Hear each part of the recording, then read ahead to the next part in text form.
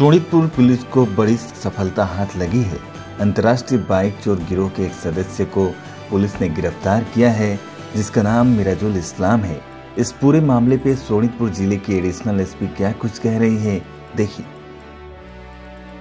आमार 2 तारिखे आमार जिया भरली जो आमार विसर्जन घाट आसिल तार পৰা বাইক এখন চুৰ হৈছিলে। তাৰ পিছত আমি ইনফৰমেশন পাইছিলো। সেই ইনফৰমেশনৰ বেচিছত আমি মিৰাজুল ইছলাম আৰু নুৰ আহমেদক আমি এৰেষ্ট কৰিছিলো। তেখেত ইটাখলাৰ হয়, ইটাখলাৰ পৰা এৰেষ্ট কৰি হৈছে। ইতিমধ্যে আমি বাইকটো ৰিকভাৰ কৰা হ'ল।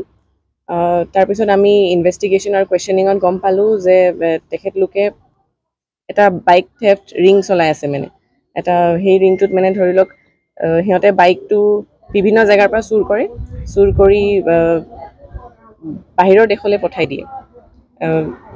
আমি মানে ইনভেষ্টিগেশ্যন কৰি আছো। আমাৰ ইনভেষ্টিগেশ্যনত মোবাইলত তেখেতৰ বহুতখিনি ইনফৰমেশ্যন পোৱা হৈছে ফৰেন নেশ্যনেলছৰ।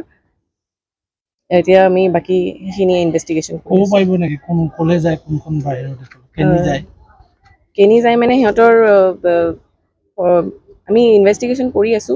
আমি একদম ইমিডিয়েটলি সেনেকৈ আমি পোৱা নাই, কিন্তু আমি ইনভেষ্টিগেশ্যন কৰি আছো আৰু আমি অতি সোনকালে সিহঁতক এৰেষ্ট কৰা হ'ব। তথ্য পাইছে নেকি বহি দেশৰ লগত তেওঁলোকৰ সংযোগ থকাটো?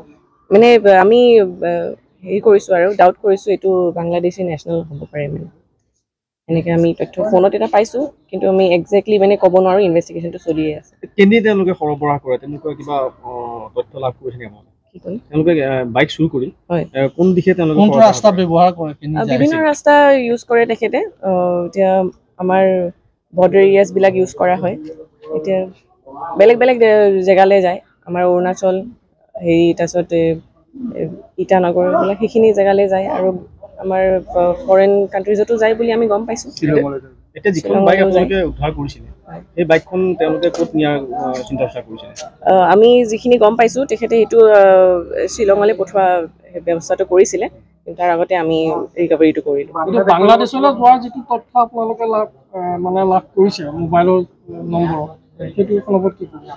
আমি পাইছোঁ অকণমান। এইটো আমি ফাৰ্ডাৰ ইনভেষ্টিগেশ্যন কৰিব লাগিব, তেতিয়াহে আমি মানে পুৰা শ্যোৰ ক'ব পাৰিম। মানে চক্ৰটো কিমান মান জড়িত থাকিব পাৰে? চক্ৰটোত বহুত কেইজন মানুহ আছে, বিভিন্ন মানুহ আছে। আমি নাম চাম পাইছোঁ, মানুহখিনি বিচাৰি থকা হৈছে। আমি এৰেষ্ট কৰিলে আপুনি জনাই দিম।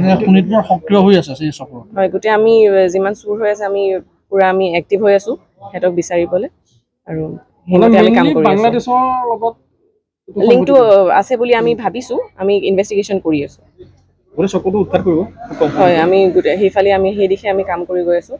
আমি সেইফালে কাম কৰিম।